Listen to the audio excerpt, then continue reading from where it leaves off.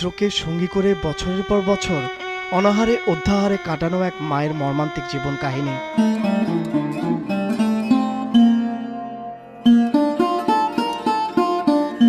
আর সেই মায়ের পাশে পড়ে থাকা তার দৃষ্টি ও শারীরিক প্রতিবন্ধী ছেলে।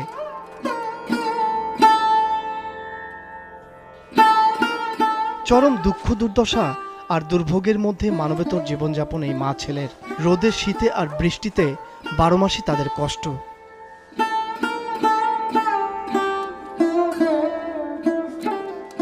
কত ঈদ গেছে, কত উৎসব এসেছে, কিন্তু কখনো কেউ এগিয়ে দেয়নি এক প্লেট ভাত মাংস।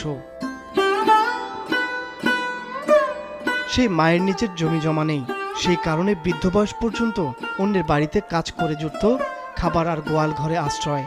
2 মেয়ের বিয়ে হয়েছে অত্যন্ত দরিদ্র ঘরে, আর এই বৃদ্ধ মায়ের সঙ্গে এখন দৃষ্টি ও শারীরিক প্রতিবন্ধী ছেলে আসগর আলী।